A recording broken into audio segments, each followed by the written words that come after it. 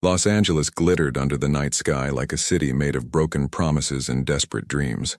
The palm trees swayed gently in the warm breeze that carried the scent of jasmine and exhaust fumes through the Hollywood hills. In a penthouse overlooking the sprawling metropolis, Eva Moretti stood before floor-to-ceiling windows, watching the city lights blur through her tears. She was America's sweetheart, the golden girl whose smile had graced 1,000 magazine covers. At 32, Eva had conquered Hollywood with a string of blockbusters that turned her into a household name. Her life seemed perfect from the outside. Red carpets, designer gowns, adoring fans who camped outside premieres just to catch a glimpse of her radiant face. But perfection, Eva had learned, was a fragile illusion that could shatter with a single photograph. 3 days earlier, a paparazzi had captured her leaving a hotel at dawn with a married director. The images were damning, even though the truth was innocent. They had been working on script revisions all night. But truth didn't matter in Hollywood. Perception was everything, and the tabloids were already preparing to destroy her. Her publicist's phone hadn't stopped ringing. Major studios were reconsidering contracts. Brand endorsements worth millions were being pulled. Everything she had built over 15 years was crumbling because of one misunderstood moment. Her agent, Marcus Brennan, had been with her since her first audition. He was a short, balding man with nervous energy and connections that ran deeper than anyone suspected. That evening, Marcus arrived at her penthouse with an unusual tension in his shoulders. He poured himself a scotch without asking, drank it in one gulp, and turned to face her with eyes that held both fear and determination. Marcus explained that he had made a call to someone who operated outside the boundaries of conventional society, someone who could make problems disappear, scandals erased, witnesses silenced, narratives rewritten. But this person didn't work for money alone. He collected debts, favors, and leverage. And he had agreed to help Eva, but his price was unconventional and non-negotiable. Adrian Costa. The name hung in the air like smoke from a gun barrel. Eva had heard whispers about him, the ghost who controlled half of Los Angeles's underworld without ever appearing in police reports. He owned legitimate businesses, restaurants, nightclubs, construction companies. But everyone knew these were merely facades for something darker. Adrian Costa was a man who lived in shadows, and those shadows reached into the highest levels of power in California. Marcus arranged the meeting for the following night at a private club in downtown LA. The establishment looked unremarkable from the outside. A simple black door with no sign, nestled between a vintage bookstore and a closed tattoo parlor. But inside, the decor spoke of old money and older secrets. Dark wood paneling, leather booths, and lighting so dim it felt like stepping into a confessional. Adrian was already seated when Eva arrived, flanked by 2 silent men who watched her with professional indifference. She had expected someone older, scarred by violence, rough around the edges. Instead, Adrian Costa was devastatingly handsome in a way that made her breath catch. He appeared to be in his late 30s, with sharp cheekbones, dark hair swept back from his face, and eyes the color of storm clouds. He wore a perfectly tailored black suit that probably cost more than most people's cars. When he stood to greet her, his movements were controlled, graceful, almost predatory. He didn't smile. He didn't make small talk. Adrian simply gestured for her to sit, and then laid out his terms with the cold precision of a surgeon making an incision. He would erase her scandal completely. The paparazzi who took the photos would sell them to Adrian's people instead of publishing them. The director would give an interview praising Eva's professionalism. News stories would flood the media cycle, drowning out the controversy. Within a week, the entire incident would be forgotten, replaced by more exciting celebrity gossip. But in exchange, Eva would marry him. Not a real marriage, he clarified, though it would be legally binding. A marriage of convenience that would last 1 year. She would appear at his side at select public events, legitimizing his image while he protected hers.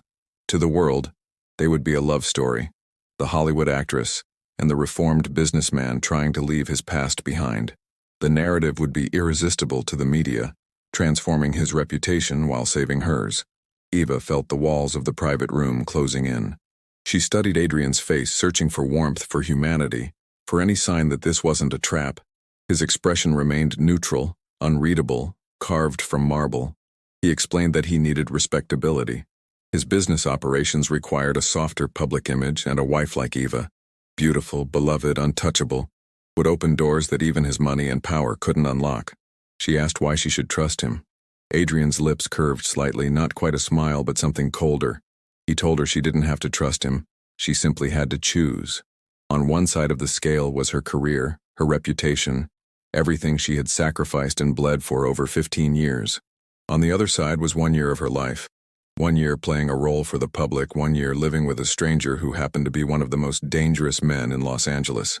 Eva looked down at her hands, at the diamond ring she wore on her right hand, a gift to herself after her first major movie deal. She remembered being 23, broke, surviving on ramen and auditions, dreaming of a moment like that. She thought about her family in Boston, her mother who watched every movie she made, her younger sister who looked at her like she had hung the moon. She thought about the young girls who saw her as proof that dreams could come true if you worked hard enough. And she thought about losing it all because of a photograph taken out of context, because the machine of public opinion had decided to chew her up and spit her out. When Eva looked up again, Adrian was watching her with an intensity that made her skin prickle. There was intelligence in those gray eyes, calculation, but also something else, a darkness that seemed to recognize the darkness growing inside her own chest, the darkness of desperation, of survival, of doing whatever it took to protect what mattered most. She told him she would do it, she would marry him. Adrian nodded once as if he had never doubted her answer, and extended his hand across the table. His grip was firm, warm, and when their skin touched, Eva felt something electric pass between them, a current of recognition, of two people stepping off a cliff together into unknown territory. The arrangements were made with terrifying efficiency. Within 48 hours, Adrian's people had neutralized the scandal completely. The paparazzi mysteriously lost the photographs in a hard drive malfunction. The director appeared on a morning talk show, laughing off the rumors and praising Eva as one of the most professional actresses he had ever worked with. A news story broke about another celebrity's divorce, and Eva's name vanished from the headlines as if she had never been there. Marcus seemed both relieved and terrified by what they had set in motion. He gave Eva a warning disguised as advice. Adrian Costa was not a man to cross, not a man to underestimate, and definitely not a man to fall in love with. She assured him that falling in love was the last thing on her mind. This was business, a transaction, nothing more. The wedding was planned for 2 weeks later at a private estate in Malibu. Adrian's team handled everything, the venue, the guest list, the media strategy. Eva was given a list of talking points for interviews, a carefully crafted love story about how they had met through mutual friends, how their connection had been instant and profound, how they wanted to keep their relationship private until they were sure. The lies came surprisingly easy, perhaps because Eva had been performing her entire life. On a Thursday afternoon, Eva was driven to a bridal boutique that had been closed to the public for her private appointment.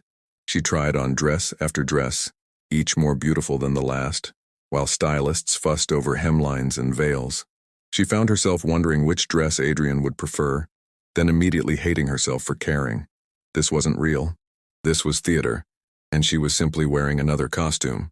She chose a dress that was elegant but not overly romantic, ivory silk that hugged her curves before flowing into a simple train, with delicate lace sleeves that covered her shoulders. When she looked at herself in the mirror, she saw a bride, but she also saw a woman making a deal with the devil to save her soul. The night before the wedding, Eva couldn't sleep. She stood on her balcony in a silk robe, drinking wine and staring at the city below. Tomorrow, she would become Mrs. Adrian Costa, at least on paper, at least in the eyes of the public. She would move into his mansion in the Hollywood Hills. She would wear his ring and smile for cameras, and pretend that her heart hadn't been traded like currency in a backroom deal. She wondered what kind of man Adrian really was beneath the expensive suits and cold professionalism. She wondered if he ever felt trapped by the life he led, if he ever wanted to be something other than what he was. She wondered if he was standing somewhere, looking at the same city, thinking about the woman he was about to marry for all the wrong reasons. The wedding day arrived with cloudless skies and temperatures in the high 70s. The estate in Malibu was breathtaking. White tents overlooking the Pacific Ocean, flowers imported from around the world, a string quartet playing classical music as the ocean breeze carried salt and possibility through the air. The guest list was carefully curated, enough celebrities to generate media interest, enough of Adrian's associates to send a message to his world. and enough strangers to make it feel almost real. Eva's hands shook as her makeup artist applied the final touches. Her mother had flown in from Boston, tears in her eyes, believing this was a real love story. Eva had become so skilled at lying that even her own mother couldn't see through the performance. She wondered if that made her a good actress or simply a good liar, and if there was even a difference anymore. When the music changed and the doors opened, Eva began the long walk down an aisle lined with white roses. At the end stood Adrian, impossibly handsome in a charcoal gray suit, his expression giving nothing away. As she moved toward him, Eva felt like she was walking toward her own execution. Beautiful, public, and irreversible. Their eyes met as she reached the altar. For just a moment she saw something flicker in his gaze. Surprise, appreciation, perhaps even a hint of vulnerability. But then it was gone, replaced by the mask he wore so well. The officiant began speaking words Eva barely heard. She was too focused on Adrian's hand holding hers, warm and steady, anchoring her to this surreal moment. When it came time for vows, they spoke the traditional words with convincing emotion. Adrian's voice was deep and rich, wrapping around the promises like velvet around steel. Eva's voice held just the right amount of emotion, enough to seem genuine, not enough to seem overwrought. They were both performers in this elaborate production, and they played their parts flawlessly. The kiss was meant to be brief, perfunctory, for show. But when Adrian's lips touched hers, something shifted. The kiss lingered a second too long, held a degree too much intensity. Eva felt heat bloom in her chest and spread through her body like wildfire. When they pulled apart, Adrian's eyes held a question he didn't voice, and Eva realized with growing alarm that this pretend marriage might become dangerously real if she wasn't careful. The reception was a blur of champagne toasts, forced smiles, and photographs that would appear in every gossip magazine by morning. Adrian played the role of devoted groom perfectly, his hand on the small of her back, his eyes following her across the room, small gestures of affection that seemed almost genuine. Eva found herself wondering how much was performance and how much might be something else entirely. As the sun set over the Pacific, painting the sky in shades of orange and pink, Adrian pulled Eva onto the dance floor for their first dance. The song was a classic, romantic without being overwrought. As they swayed together, his hand firm against her back, Eva realized how little she actually knew about the man she had just married. She didn't know his favorite food, his childhood dreams, what made him laugh or what kept him awake at night. She had married a stranger because survival demanded it, and now she would have to learn to live with that choice. Adrian's breath was warm against her ear when he spoke for the first time since the ceremony. He told her she had done well, that she was convincing that no one would ever suspect the truth. His words should have been reassuring, but instead they made Eva's chest tighten with something that felt dangerously close to disappointment. She had wanted him to say something else, though she couldn't name what. When the celebration finally ended and the last guest departed, reality settled around Eva's shoulders like a heavy cloak. She was Mrs. Costa now. Tomorrow she would move into Adrian's mansion. Tomorrow her new life would truly begin. As Adrian helped her into the car that would take them to his home, Eva caught sight of her reflection in the tinted window. A beautiful bride in an ivory dress, playing the role of a lifetime, with no script for what came next. Adrian's mansion sat at the peak of the Hollywood Hills like a fortress watching over the city below. The approach was dramatic, a winding private road lined with mature oak trees, security cameras hidden among the branches, gates that opened only after multiple identification checks. The house itself was modern architecture at its finest. Clean lines, floor-to-ceiling windows, white stone that seemed to glow in the moonlight. It was beautiful and intimidating in equal measure, much like its owner. Eva's belongings had been moved while they were at the reception.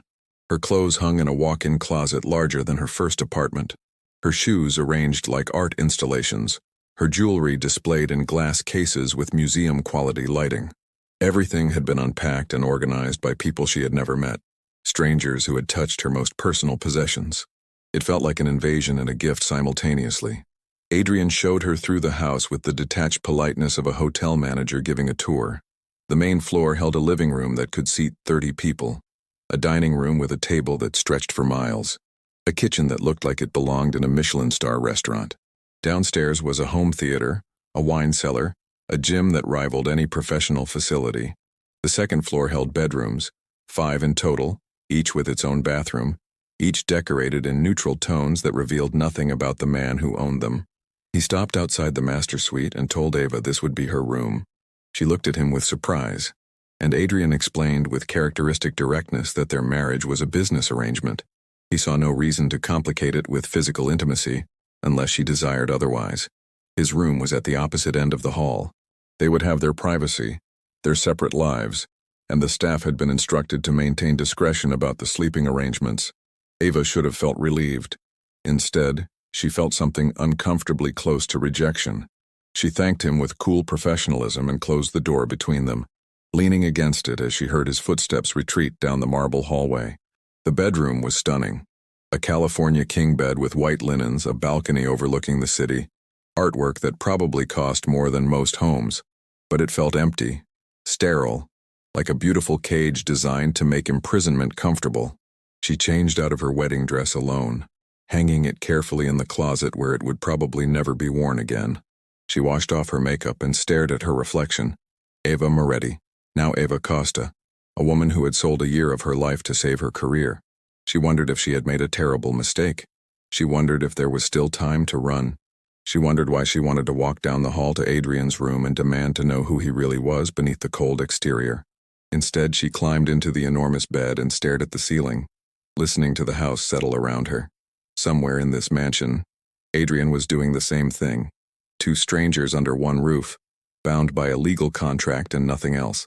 Eva had never felt more alone in her life. The next morning, Eva woke to sunlight streaming through windows she had forgotten to cover.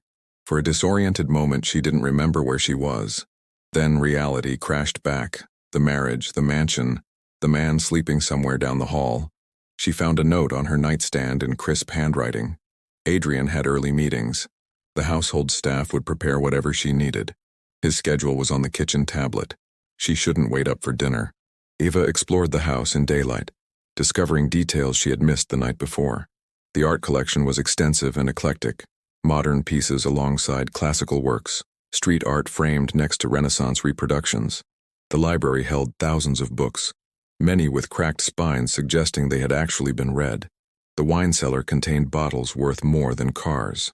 Every room was impeccably maintained, expensively furnished, and somehow completely impersonal. The staff consisted of 5 people who moved through the house like ghosts. A housekeeper named Rosa, who spoke limited English but communicated warmth through her eyes. A chef named Bernard who prepared meals worthy of 5-star restaurants. 2 security personnel who remained mostly invisible, and a personal assistant named Claire who seemed to anticipate needs before they were expressed. They treated Eva with respect but maintained professional distance. She wondered what they thought about their employer's sudden marriage, what gossip circulated in the rooms she never entered. Days blurred into weeks. Eva and Adrian existed in separate orbits within the same house. He left early for meetings she wasn't allowed to ask about. She spent hours preparing for her next movie role, reading scripts, meeting with her agent and publicist. They communicated through notes, through Claire, through careful avoidance of each other's paths. When they did cross paths, in the kitchen at midnight, in the hallway between meetings, they were unfailingly polite. 2 actors performing civility for an audience of hired help. But they had public obligations that couldn't be avoided.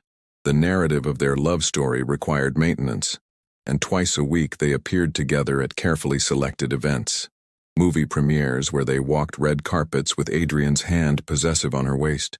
Charity galas where they danced and smiled and played the role of newlyweds lost in each other. Restaurant openings where paparazzi captured them laughing over wine, their chemistry so believable that even Eva sometimes forgot it was manufactured. During these public appearances, Adrian transformed.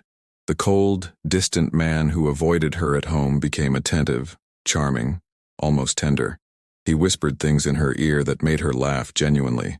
He touched her in ways that seemed proprietary but protective. He looked at her like she was precious, valuable, his.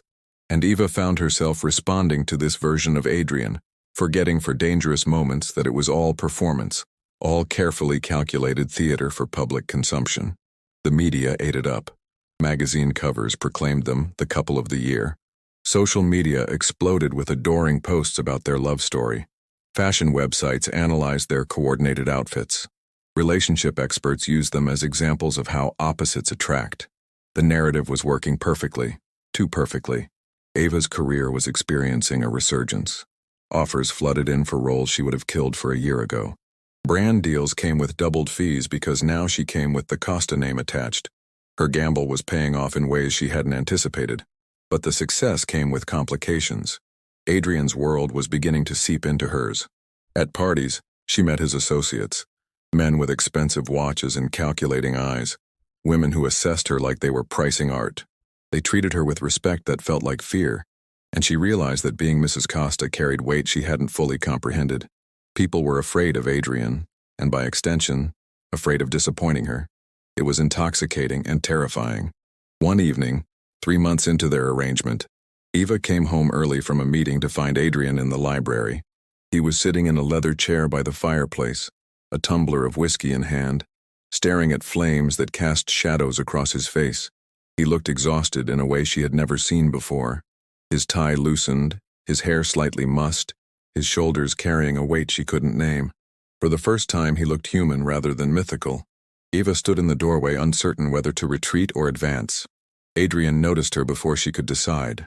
He didn't speak, didn't move, just watched her with those storm-gray eyes that seemed to see straight through her carefully constructed defenses. Something passed between them in that moment. Recognition, acknowledgement, a crack in the walls they had both built so carefully. She found herself walking into the room without conscious decision. She poured herself a whiskey from the crystal decanter and sat in the chair opposite Adrian. They didn't speak for a long time, just sat in companionable silence while the fire crackled between them. It felt more intimate than any of their public displays of affection, more real than anything that had come before. Eventually, Adrian asked about her day. Not the polite inquiry of strangers, but a genuine question, as if he actually wanted to know.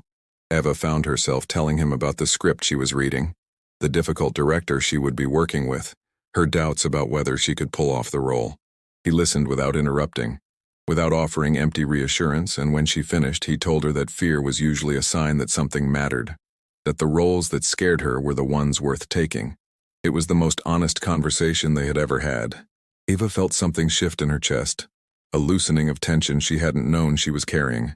She asked Adrian about his day, expecting him to deflect as he always did.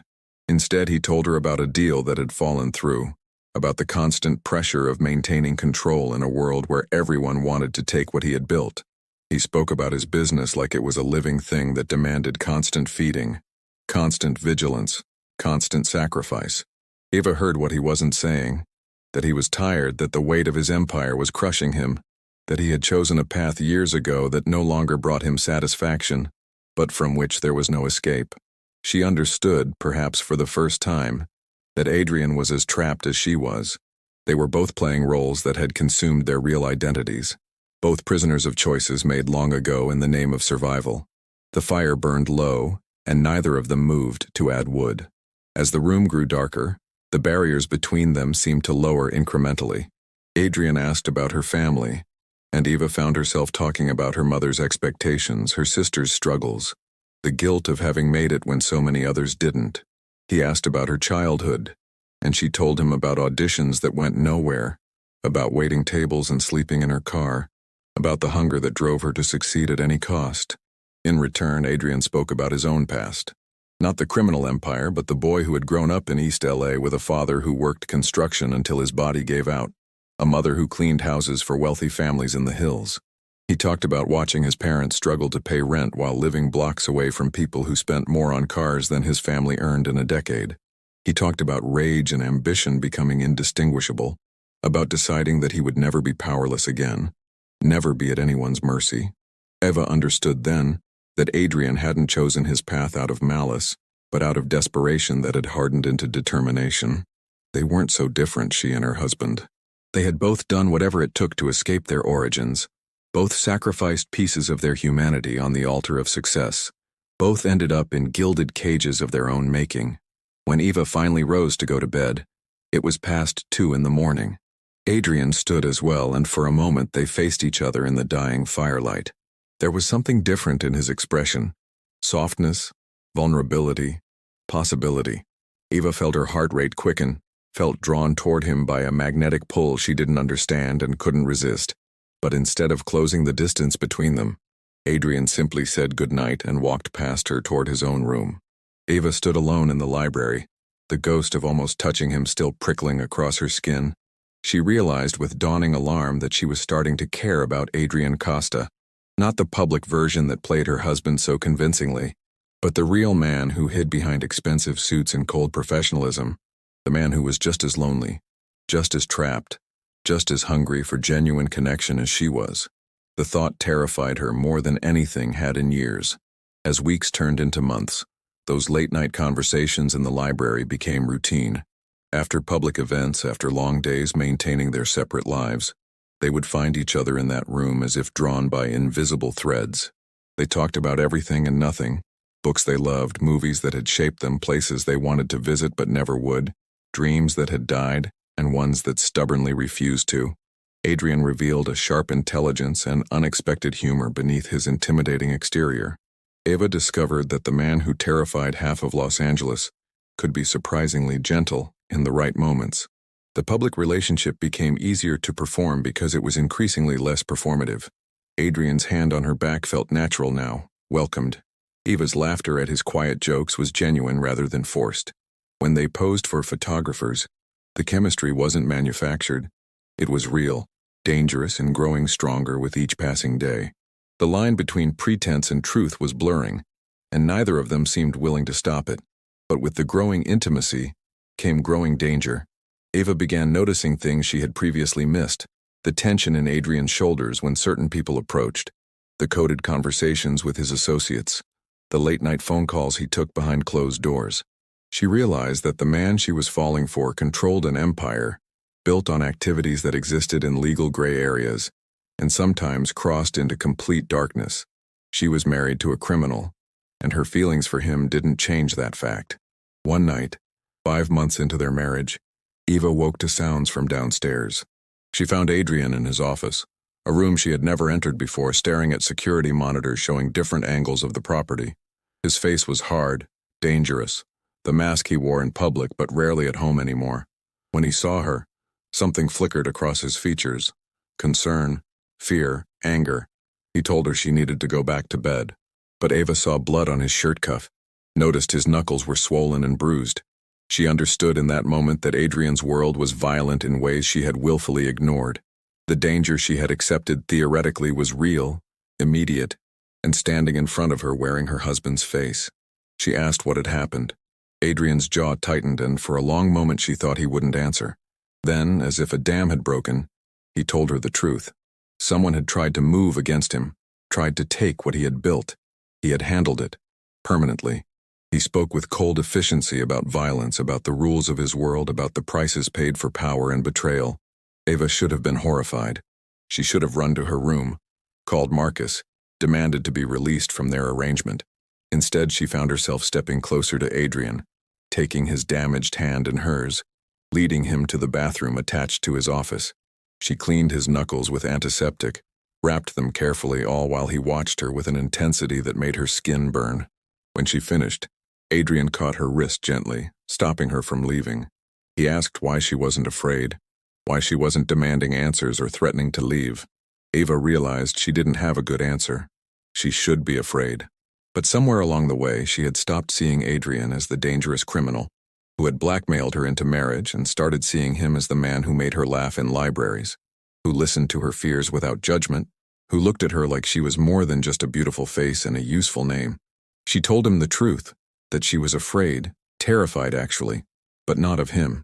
She was afraid of how much she had come to care, afraid of what it meant to love a man whose world operated by rules she didn't understand, afraid that this arrangement that was supposed to be temporary and fake had become something real and permanent in her heart.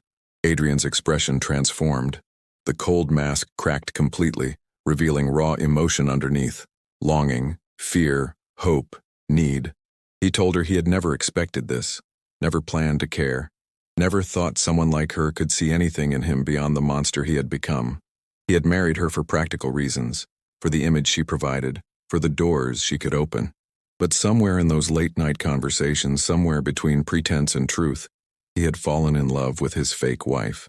The kiss was inevitable, necessary, consuming, It wasn't like their wedding kiss, brief and performative. This was real. Desperate hands, bruising intensity, years of loneliness and hunger pouring into contact. They stumbled from the office to Adrian's bedroom, leaving a trail of clothing and abandoned reservations. Eva knew this was a mistake, knew she was crossing a line that couldn't be uncrossed, knew that loving Adrian Costa would bring complications and dangers she couldn't anticipate. She crossed it anyway. In the aftermath, lying tangled in sheets that smelled like him, Eva traced the scars on Adrian's back. Evidence of violence survived. Battles fought long before she entered his life. He caught her hand, brought it to his lips, and told her things would be different now.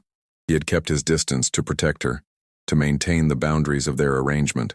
But if she was choosing this, choosing him, then he would do everything in his power to keep her safe, even from himself if necessary. Eva believed him, wanted to believe him. She fell asleep in Adrian's arms for the first time, feeling safer and more terrified than she had ever been. She had married a stranger to save her image, and somewhere along the way, that stranger had become the person she couldn't imagine living without. She just hoped that love would be enough to survive whatever came next. Because in Adrian's world, Eva was beginning to realize danger wasn't something that might happen. It was something inevitable, patient, and already circling closer than either of them knew. The morning after everything changed, Eva woke in Adrian's bed with sunlight streaming through unfamiliar windows. For a disorienting moment, she felt like she had stepped into an alternate reality, one where the pretend marriage had transformed into something genuine and precious. Adrian was already awake, sitting on the edge of the bed with his back to her, tension evident in every line of his body. When he sensed her stirring, he turned, and the vulnerability in his eyes made her chest tighten. They didn't speak about what had happened, didn't analyze or dissect it with words. Instead, Adrian reached for her hand, threading his fingers through hers in a gesture so simple and intimate it stole her breath. He told her that everything was about to change, that crossing the line from arrangement to relationship meant entering his world completely, and he needed her to understand what that truly meant. No more illusions, no more protection through ignorance. If they were going to do this, she needed to see him clearly, all of him, including the parts he had carefully hidden.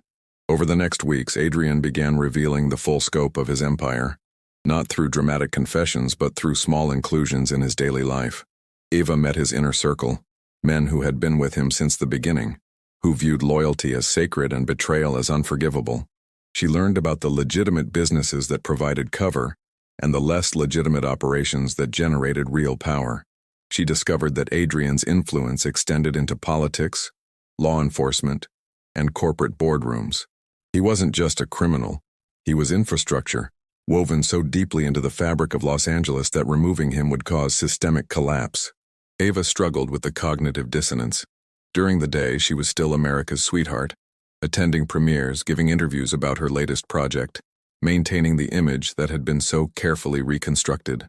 At night, she returned to a mansion that operated as headquarters for an organization that existed outside the law. She loved a man who made decisions about violence and power over dinner, who spoke casually about problems being eliminated and territories being secured. The two halves of her life felt incompatible, yet somehow she was living both simultaneously. But love, Eva discovered, had a way of recalibrating moral compasses. She found herself justifying things she would have condemned months earlier. When Adrian told her about protecting neighborhood businesses from predatory developers, she focused on that rather than questioning his methods.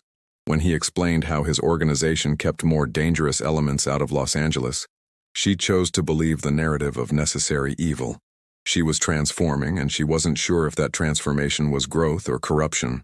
Marcus noticed the change immediately. During a lunch meeting at a trendy Beverly Hills restaurant, he studied her with concern bordering on fear. He reminded her that this was supposed to be temporary, an arrangement with clear boundaries and an expiration date. He asked if she was sleeping with Adrian, and when Eva didn't deny it, his face went pale. He warned her that falling in love with Adrian Costa was like falling in love with a loaded gun.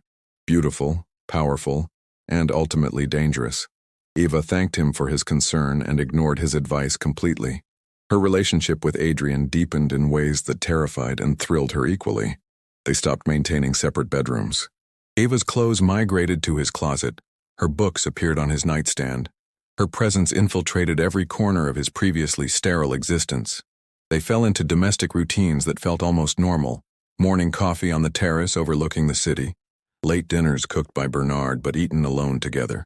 Lazy Sunday mornings where the rest of the world ceased to exist. Adrian was different behind closed doors. More relaxed, more openly affectionate, more willing to show the man beneath the armor. He told her stories about his past that explained without excusing, shared fears that he had never voiced to anyone, made plans for a future that extended beyond their one-year agreement. But the fairy tale was built on foundations of sand, and cracks were beginning to show. Eva started noticing increased security around the property. More cameras, more personnel, tension among Adrian's men that they tried to hide but couldn't completely conceal. When she asked about it, Adrian deflected with practiced ease, assuring her that everything was under control, that she shouldn't worry, that his world was always like this. She wanted to believe him, chose to believe him, because the alternative was admitting that danger was closer than either of them wanted to acknowledge.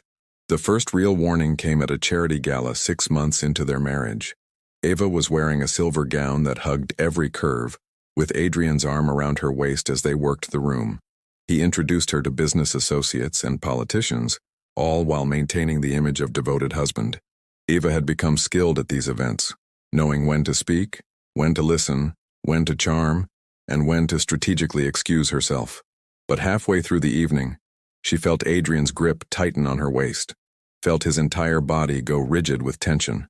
Across the ballroom stood a man Eva had never seen before. Tall, slim, wearing an expensive suit that couldn't disguise the predatory nature underneath. He was watching them with eyes that held calculation and hostility in equal measure. Adrian's face had transformed into the cold mask he wore in his most dangerous moments. He maneuvered them smoothly toward the exit, his casual exterior belying the urgency Eva could feel thrumming through him. In the car ride home, he finally explained. The man was Vincent Rossi, a rival who controlled territory in San Diego and had been making moves to expand into Los Angeles. For years there had been an uneasy truce between them, mutual recognition of boundaries that neither crossed. But Vincent was ambitious, hungry, and increasingly bold. The fact that he had appeared at a public event where Adrian would be with his wife was a message, a deliberate provocation. He was saying that he wasn't afraid, that boundaries no longer applied, that he was ready to challenge Adrian's control. Eva felt ice settle in her stomach. She asked if they were in danger. Adrian's jaw tightened, and instead of offering false reassurance, he told her the truth. Yes, they were in danger because Eva had become his weakness. In his world, weakness was exploited ruthlessly. By loving her publicly, by showing genuine emotion instead of calculated performance, Adrian had painted a target on her back. Vincent would use her to get to him, and Adrian would burn Los Angeles to the ground before he let anyone hurt her. The declaration should have been romantic. Instead, it was terrifying. Eva realized she had entered into something far more complex than she had understood. This wasn't just about a fake marriage or protecting her image anymore. This was about survival in a world where love could be weaponized and loyalty was tested in blood. Security around the mansion tripled overnight. Eva couldn't go anywhere without armed escorts disguised as assistants and drivers. Her movements were tracked, her schedule vetted, her freedom increasingly restricted. She tried to maintain normalcy, attending script readings, meeting with directors, preparing for her next role. But the shadow of danger followed her everywhere. She caught glimpses of Adrian's men watching her from distances, saw how other people grew nervous in her presence, realized that being Mrs. Costa meant living under constant surveillance for her own protection. Adrian withdrew into himself, the warmth and vulnerability he had shown her replaced by strategic calculation. He was planning something, preparing for conflict that seemed inevitable. Eva tried to talk to him, to breach the walls he was rebuilding, but he shut her out with professional efficiency. He told her this was his world, his problem, his responsibility. She argued that his problems were now her problems, that marriage, even one that had started as arrangement, meant facing threats together. But Adrian was immovable. He had spent his entire life protecting himself, and now that extended to protecting her, even from information that might put her at risk. The isolation was suffocating. Eva felt trapped between two worlds, her Hollywood life that continued on its predetermined track, and Adrian's dangerous reality that she couldn't fully access or understand. She confided in no one, trusted no one, because she didn't know who might be watching, who might report back to Vincent or other enemies she didn't even know existed. Her performance became exhausting, smiling for cameras while her stomach churned with anxiety, playing the happy wife while her real husband pushed her away, pretending everything was perfect while her world teetered on the edge of violence. 3 weeks after the gala, something happened that Adrian couldn't hide from her. Eva came home from a late meeting to find the mansion in chaos, Adrian's men moving with barely controlled urgency, medical supplies being rushed into his office, blood on the marble floors that someone was frantically trying to clean. Her heart stopped as she ran toward Adrian's office, pushing past security who tried to stop her, bursting through doors that should have been locked. Adrian was sitting in a chair, his shirt removed, while a man she didn't recognize stitched a deep gash across his ribs. His face was bruised, his knuckles bloody, but his eyes were alert and sharp. When he saw Eva, something crossed his expression. Anger that she was seeing him like this, fear at what it meant, relief that she was safe. He tried to send her away, but Eva refused to move. She stood there while the makeshift doctor finished stitching, while Adrian's men whispered in corners about retaliation and security protocols, while the reality of his world became undeniable and immediate. After everyone left, and they were finally alone, Eva demanded the truth. Adrian, perhaps too tired or too hurt to maintain his walls, told her everything. Vincent had made his move, an attack on one of Adrian's operations, an attempt to kill him that had nearly succeeded. 3 of Adrian's men were dead. Vincent was declaring war, and there was no going back now. The violence Eva had known existed theoretically was now concrete, personal, and escalating. She asked what would happen next. Adrian looked at her with eyes that held more pain than physical wounds could cause. He said he was going to end it, permanently and completely. He would remove Vincent as a threat, would send a message to anyone else who thought about challenging him, would protect what was his through any means necessary. And then he told Eva that she needed to leave. He would honor their agreement, release her from the marriage, make sure she was protected, but he wouldn't ask her to stay in the middle of a war that might get her killed. Eva felt something crack in her chest. She realized in that moment how completely everything had changed. She had entered this arrangement to save her career, had married a stranger for image and survival, but standing there watching her husband bleed from wounds meant for him, Eva understood that she would rather die beside Adrian than live safely without him. Love had made her reckless, had transformed her into someone she barely recognized, someone who would choose danger over security, chaos over stability, him over everything. She told Adrian she wasn't going anywhere. She had made vows, fake ones maybe, but vows nonetheless. She had become Mrs. Costa not just on paper but in her heart, and if being his wife meant standing in the line of fire, then that's where she would stand. Adrian tried to argue, tried to be logical and practical, tried to push her away for her own good, but Eva was done being protected through distance. She was done with half-truths and careful boundaries. She was in this completely, irrevocably, and no amount of danger would change that. For the first time since she had known him, Eva saw Adrian's composure completely shatter. He pulled her against him, careful of his injuries, and held her like she was oxygen and he was drowning. He told her he loved her. Not the practiced declaration of their public performances, but something raw and desperate and true. He said she was the only good thing in his life, the only light in decades of darkness, and the thought of losing her was more terrifying than any enemy or threat. If she stayed, he would do everything in his power to keep her safe.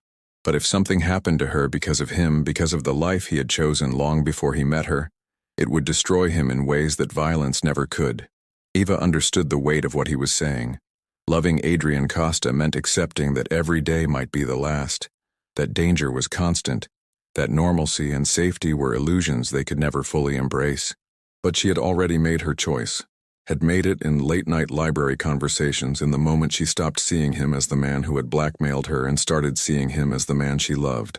There was no going back now, even if she wanted to. Outside the office windows, Los Angeles glittered in the darkness. Millions of lights representing millions of lives, most of them unaware that a war was brewing in the shadows that protected and preyed upon them. Eva stood with Adrian's arms around her, his blood staining her designer dress, and felt more certain than she had ever been. She had started this journey to protect her image, but she had found something far more valuable and infinitely more dangerous. Love worth fighting for, worth dying for.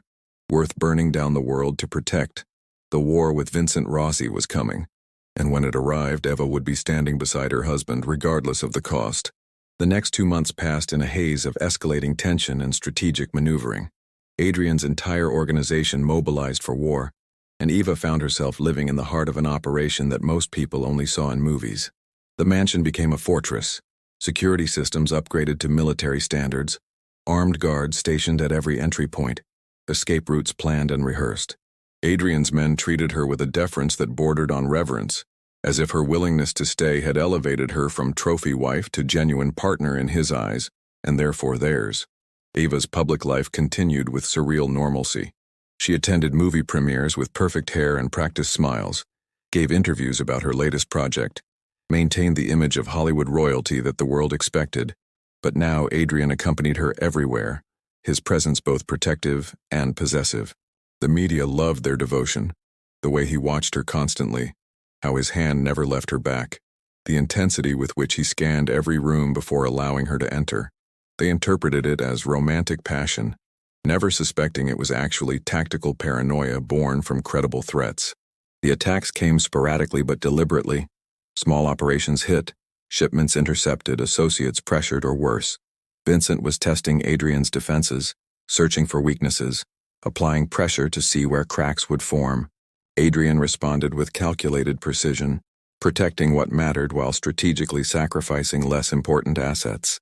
It was chess played with human lives, and Eva was horrified by how quickly she began understanding the logic behind each move. She discovered she had inherited skills from years of navigating Hollywood's treacherous politics, reading people, anticipating agendas, knowing when someone was lying. These translated disturbingly well to Adrian's world. She attended meetings where she wasn't supposed to understand the coded language, but she parsed meaning from silences and glances. She identified which of Adrian's associates could be trusted completely versus those who needed watching. She became, almost accidentally, an asset in a war she had never wanted to join.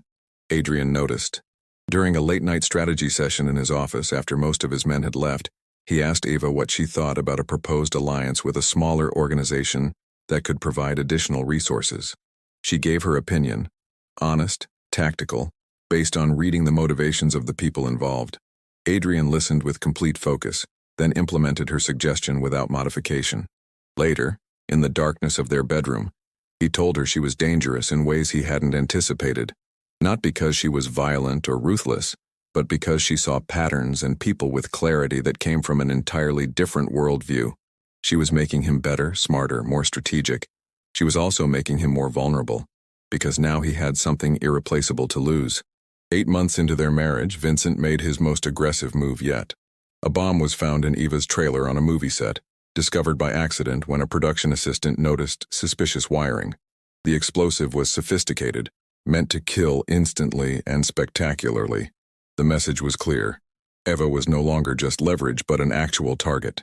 Vincent was willing to murder Hollywood's most beloved actress to hurt Adrian, and he didn't care about the public outrage or law enforcement attention it would bring. The incident made national news. Security around Eva became suffocating. She couldn't sneeze without 3 bodyguards knowing about it. Production on her movie was delayed indefinitely. The studio wanted her in protective custody. Her agent was having panic attacks. Her mother called from Boston demanding to know what was happening. Eva told everyone the same carefully constructed lie, that there were some jealous fans, some threats that security was handling. Nothing to worry about, but better to be cautious. The truth, that she was targeted by a cartel boss because she had fallen in love with Los Angeles's most powerful criminal, wasn't something she could share with anyone outside Adrian's world. Adrian became increasingly volatile, oscillating between cold strategic planning and barely controlled rage. He blamed himself for putting Eva in danger, for allowing his emotions to make him vulnerable, for letting her stay when he should have forced her to leave. Eva tried to reassure him, tried to maintain the partnership they had built, but he was withdrawing again, not emotionally, but strategically. He was planning something and Eva could feel it coming like a storm on the horizon. The breaking point came at a movie premiere 2 weeks later. It was supposed to be safe, public venue, massive security presence, hundreds of witnesses. Adrian had argued against attending, but Eva's publicist insisted it was essential for maintaining her career trajectory.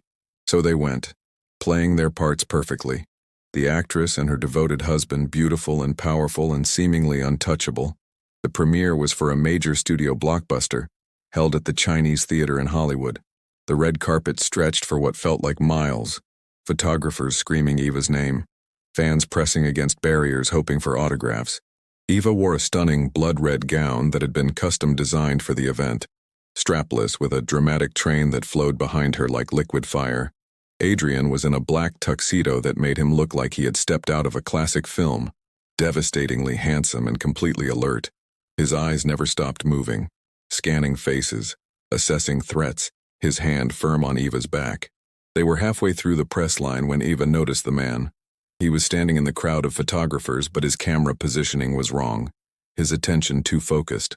Their eyes met for a fraction of a second, and in that moment, Eva saw recognition, not of a fan seeing a celebrity, but of a hunter spotting prey. She opened her mouth to warn Adrian, but events unfolded too quickly. The man raised his camera, but instead of a flash, there was the distinctive crack of gunfire. Adrian moved with inhuman speed, yanking Eva down and behind him as chaos erupted. More shots. 3, 4, 5. The sound deafening in the confined space of the red carpet. People screaming, running, trampling over each other in panic. Adrian's security team materialized from nowhere, returning fire, creating a protective barrier around them with their own bodies. Eva couldn't breathe, couldn't think, could only feel Adrian's weight pressing her against the concrete, protecting her with his own body. She felt him jerk once, twice, heard his sharp intake of breath that meant pain. And then there were more gunshots, different weapons, closer, and the weight of the assassin hitting the ground somewhere nearby. The silence after was worse than the chaos. Sirens wailing in the distance, people sobbing.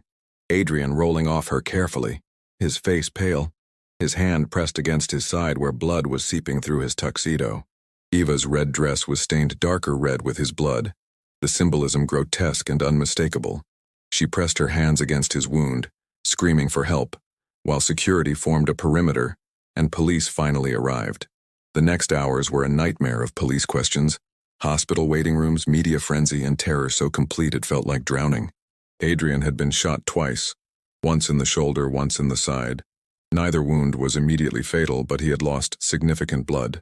Eva sat in a private hospital room wearing a blood-stained designer gown, her hands still shaking, while surgeons worked to save her husband and the world outside demanded answers she couldn't give. Adrian's men controlled the narrative with impressive efficiency. The shooter was identified as a deranged fan obsessed with Eva, mentally unstable, acting alone, nothing to do with organized crime or targeted assassination attempts. The story was almost believable, and the media ran with it because the alternative was too complex and uncomfortable to explore. But Eva knew the truth. Vincent Rossi had tried to kill her in front of hundreds of witnesses because he wanted to destroy Adrian in the most public, humiliating way possible. When Adrian finally woke after surgery, his first word was Eva's name. She was at his bedside instantly, gripping his hand like it was the only thing keeping her anchored to reality. He looked at her with eyes glazed from medication, but focused enough to assess that she was unharmed. He told her he was sorry. Sorry for the danger. Sorry for the violence. Sorry for everything she had endured because she had been foolish enough to love him. Eva pressed her forehead to his, careful of his injuries, and told him to shut up. She wasn't sorry for anything. She had chosen this, chosen him, chosen to stand beside someone extraordinary even when that meant standing in the line of fire. The only thing she regretted was not telling him sooner how completely and irrevocably she loved him. Not the image he projected, not the role he played, but the man underneath all the armor and defense mechanisms. The man who had let her see his vulnerability, who had made space in his carefully controlled life for someone else, who had protected her with his own body without hesitation. Adrian pulled her closer despite the pain it caused, and they stayed like that, holding each other in a hospital room, alive against odds, together in ways that transcended their original arrangement. Outside, Los Angeles continued its endless churn of ambition and destruction, but in that moment nothing existed except the two of them, and the love that had transformed a fake marriage into something worth dying for. Recovery was slow and frustrating. Adrian was a terrible patient, demanding, restless, trying to run his organization from a hospital bed despite doctors' orders. Eva became his intermediary, relaying messages to his lieutenants, attending meetings via video conference, learning more about the operational details of his empire than she had ever wanted to know. She discovered she had a talent for it, for parsing information, for reading people through screens, for maintaining control in Adrian's absence. His men began deferring to her judgment on certain decisions, respecting her not just as Adrian's wife, but as someone with legitimate insight and authority. When Adrian was finally cleared to go home, they returned to the mansion to find it transformed again. Security was now suffocating. You couldn't move without encountering armed personnel. Surveillance covered every inch of property. The house felt more like a bunker than a home. But Eva didn't care. Adrian was alive, she was alive, and that was enough. The war with Vincent reached its conclusion 3 weeks later. Eva didn't know the details. Adrian kept that particular violence away from her. But she understood the outcome. Vincent Rossi disappeared from Los Angeles, his operations absorbed by Adrian's organization, his territory now controlled by people loyal to the Costa name. The threat was eliminated permanently, and Adrian's position was stronger than ever before. He had survived an assassination attempt, protected his wife, and emerged victorious from a war that others had expected to destroy him. But victory came with a price neither of them had fully anticipated. The premiere shooting had thrust Eva into a different kind of spotlight. The media narrative painted her as a brave survivor, but the incident had also connected her publicly and permanently to Adrian's dangerous world. People asked questions, uncomfortable ones about who would target an actress, why her husband seemed to have military-grade security, what exactly Adrian Costa's businesses involved. Eva's image was no longer pristine and untouchable. She was now controversial, complicated, associated with violence and danger. Ironically, it made her more fascinating. Offers poured in for grittier roles, characters with darkness and complexity that matched her newly complicated public persona. Directors who had previously seen her as too commercial, too beautiful, too safe, suddenly wanted to work with her. Eva's career didn't end from the scandal. It transformed, evolved into something with more depth and artistic credibility. On a Tuesday evening, exactly 1 year after their wedding, Eva and Adrian sat on their terrace overlooking Los Angeles at sunset. The anniversary of their arrangement had arrived, the date when their contract technically expired, when Eva was supposed to walk away from this marriage of convenience and return to her normal life. Neither of them had mentioned it, as if speaking the date aloud might make it real. Adrian finally broke the silence. He told Eva that she had fulfilled her part of their agreement. The scandal that had threatened her career was long forgotten, replaced by new controversies and newer celebrities. Her reputation was not just intact, but enhanced. She had gained artistic credibility, critical acclaim, and more career opportunities than before their arrangement began. She was free to leave, free to divorce him, free to return to a life without constant danger and impossible choices. Eva listened to his carefully neutral tone and understood what he wasn't saying, that he was offering her an escape route, that he loved her enough to let her go if that's what she needed, that he would destroy himself watching her leave, but would do it anyway if it meant she could be safe and happy. She let him finish his logical arguments for why she should leave. Then Eva leaned forward, took his face in her hands, and told him the truth. She didn't care about the contract anymore, didn't care about the original arrangement or the strategic reasons they had married. She loved Adrian Costa, the criminal, the protector, the man who read philosophy books at midnight and looked at her like she was precious beyond measure. She loved him completely, imperfectly, irrevocably, and she wasn't going anywhere unless he threw her out, which she suspected he didn't have the heart to do. Adrian's composure finally cracked completely. He kissed her with an intensity that made the past year of danger and violence and impossible choices worth every terrifying moment. When they finally pulled apart, he told her that he loved her beyond reason, beyond logic, beyond anything he had thought himself capable of feeling. He said that marrying her to save her image had been strategic calculation, but loving her was the first truly honest thing he had done in decades. They renewed their vows privately 2 weeks later. No cameras, no guests, no performances. Just the two of them and an officiant in the library where they had first begun truly talking to each other. Eva wore a simple white dress. Adrian wore a suit without armor underneath, and they spoke promises that came from the heart rather than from calculated agreement. The words were theirs alone, Commitments to love through danger, to protect without suffocating, to build something real from foundations of pretense. The media never learned about the private ceremony. To the public, they remained the couple from the premiere shooting. The actress and her mysterious husband, beautiful and dangerous and endlessly fascinating. But privately, they had transformed into something far more valuable. Partners who had chosen each other despite every logical reason not to. Who had built love from necessity and survival.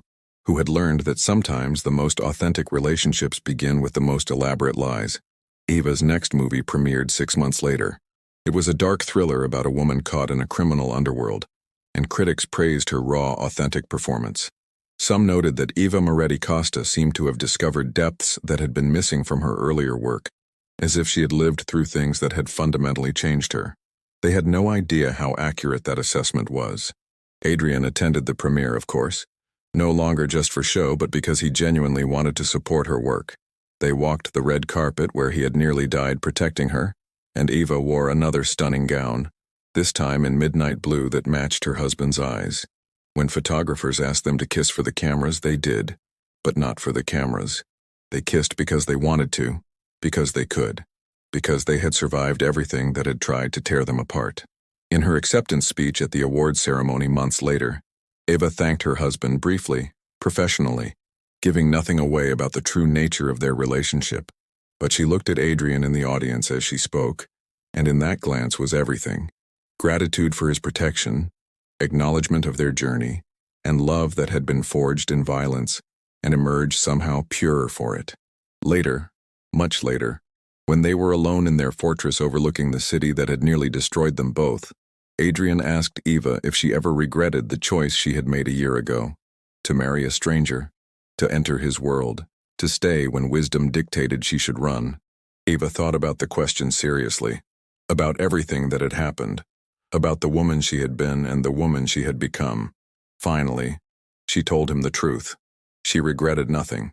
Yes, their beginning had been built on necessity and strategy. Yes, loving him had brought danger she had never imagined. Yes, she had been transformed by experiences that most people would consider traumatic. But she had also found something she hadn't known she was missing. A partnership built on absolute honesty. A love tested by fire and violence and impossible choices. A relationship that was messy and dangerous and imperfect and completely, utterly real. Adrian pulled her close and they stood together looking out at Los Angeles, the city of dreams and nightmares, of fame and infamy, of beautiful surfaces hiding dangerous depths. They had both come to this city chasing ambitions that had nearly consumed them. They had made choices and sacrifices that couldn't be undone. They had become people their younger selves might not recognize or approve of, but they had also found each other. And somehow, impossibly, that made everything else bearable. Eva Moretti had married a Mafia boss to protect her image. In the process, she had lost her perfect reputation, gained artistic credibility, survived assassination attempts, and discovered that love, real love, was worth infinitely more than any carefully curated public persona. Her image was no longer spotless, but it was authentic. Her life was no longer safe, but it was fully lived. Her marriage was no longer fake, but it was the most genuine thing she had ever experienced. As they stood together watching the city lights blur into infinity, Eva thought about the scared actress who had walked into Adrian's world a year ago, desperate to save her career. That woman had believed image was everything, that control was possible, that survival meant protecting yourself at all costs. Now Eva understood different truths, that authenticity mattered more than perfection, that love required risk and vulnerability, that the best parts of life happened when you stopped protecting yourself and started truly living. She looked up at Adrian, this man who had blackmailed her into marriage and somehow became her everything. He looked back with eyes that held the same wonder, the same recognition that they had stumbled into something extraordinary while trying to execute something transactional. They had saved each other in ways neither had anticipated, him from isolation and her from the prison of perfection. In the end, Eva Moretti hadn't just protected her image by marrying a Mafia boss. She had discovered her true self, found love worth fighting for, and learned that sometimes the most beautiful stories begin with the most desperate bargains. And if that meant living with danger, loving dangerously, and choosing passion over safety, well, Eva had always been willing to do whatever it took to survive. She just hadn't realized that truly surviving meant finally, courageously, allowing herself to live.